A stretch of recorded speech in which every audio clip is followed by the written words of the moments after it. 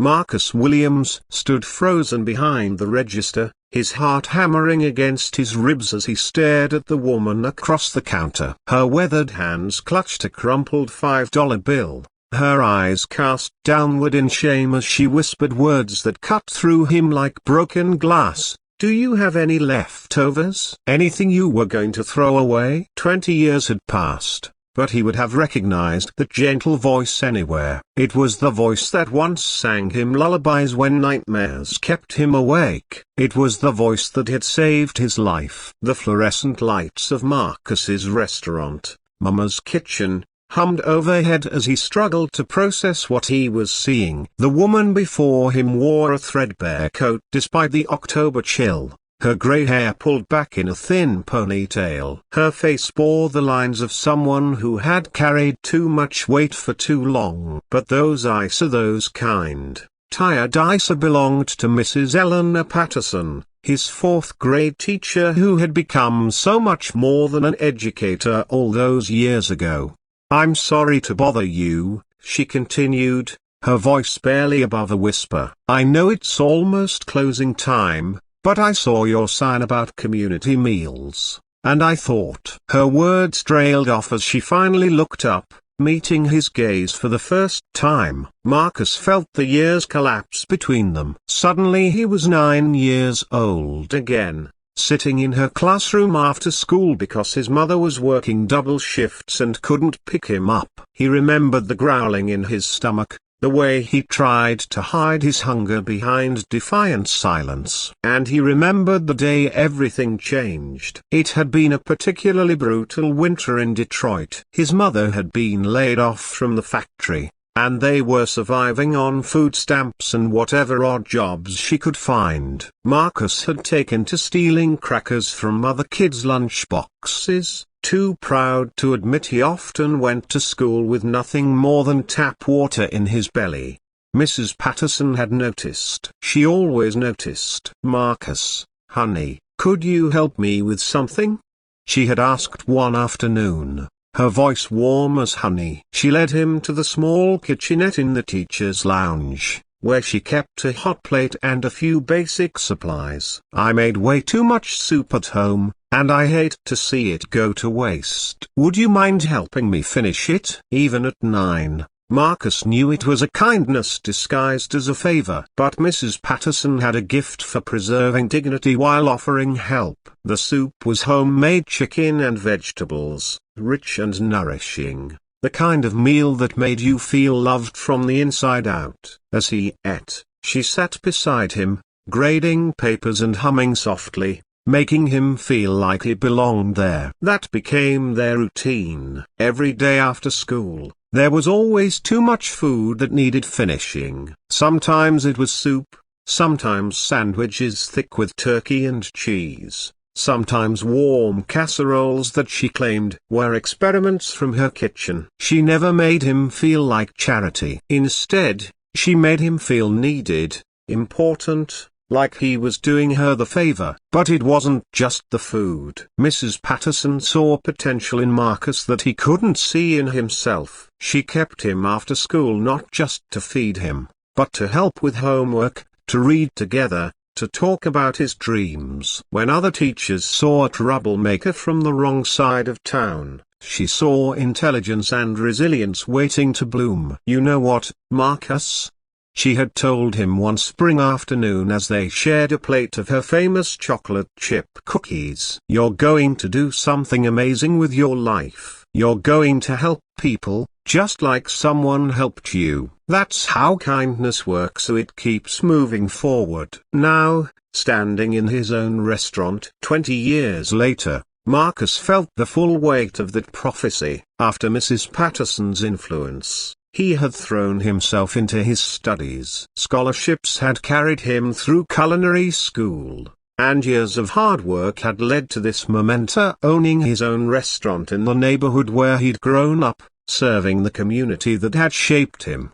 But seeing Mrs. Patterson like this, clearly struggling, broke something open inside him. How had their roles reversed so completely? Where was the confident, nurturing woman who had saved him from a path of anger and hunger? Mrs. Patterson, he said softly, and she looked up sharply, surprise flickering across her features. Marcus Williams. Her hand flew to her mouth. My goodness, look at you. I heard through the grapevine that one of my students had opened a restaurant, but I never imagined. She gestured around the warm, inviting space with its mismatched chairs and walls covered in community photos and local artwork. You remember me, he said, his voice thick with emotion. Remember you, honey. How could I forget?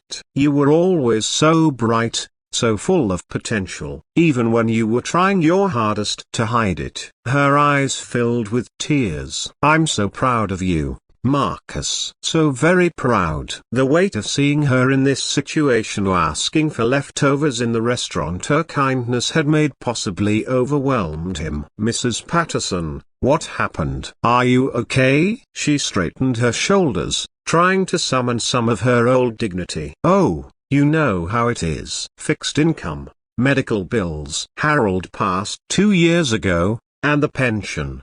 Well, it doesn't stretch as far as it used to. She attempted a smile. But don't you worry about me. I'm getting by just fine. Marcus knew that look. It was the same proud defiance he'd worn as a hungry child, trying to convince the world he didn't need help. The irony wasn't lost on him. The woman who had taught him that accepting help was not a sign of weakness was now struggling to follow her own lesson. You know what, Mrs. Patterson? Marcus said, echoing words from long ago. I made way too much food tonight, and I hate to see it go to waste. Would you mind helping me finish it? Understanding flickered in her eyes, followed by a tremulous smile. I suppose I could help you with that problem. Marcus led her to the best table in the house, the one by the window where the evening light painted everything golden. He disappeared into the kitchen and returned with plate after plate of food, and not leftovers,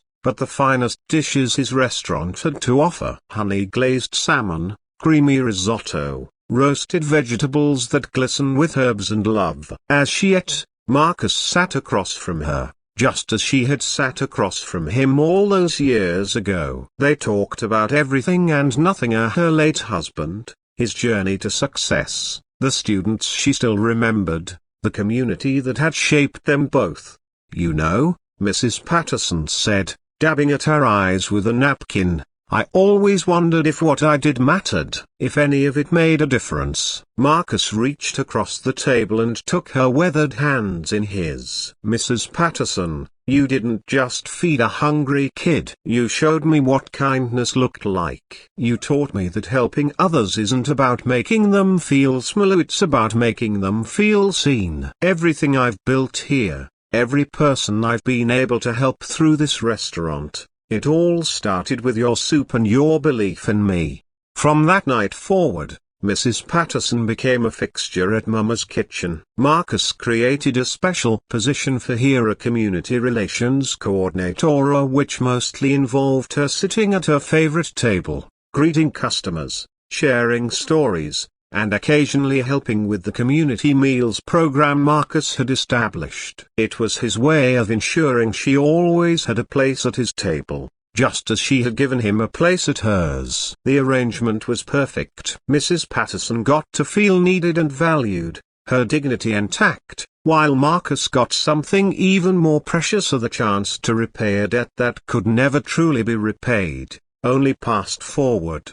6 months later, as Marcus watched Mrs. Patterson help serve Thanksgiving dinner to families who couldn't afford their own feast, he understood the true meaning of her long ago words. Kindness really did keep moving forward, creating ripples that touched lives in ways you might never fully understand. She had asked for leftovers, but she had once cooked for him. Now, together, they were cooking for the world, one plate of food and one act of love at a time. The circle was complete, but their story of kindness begetting kindness would continue long after the last plate was served and the last light was turned off. In the end, Marcus realized that the most important ingredient in any recipe isn't something you can measure or buy. It's the love you put into it, the care you take with each detail, and the faith that nourishing someone's body can also nourish their soul. Mrs. Patterson had taught him that 20 years ago with a bowl of soup and a gentle word. Now, he was teaching others the same lesson, one meal at a time, ensuring that kindness would indeed keep moving forward, just as she had always believed it would.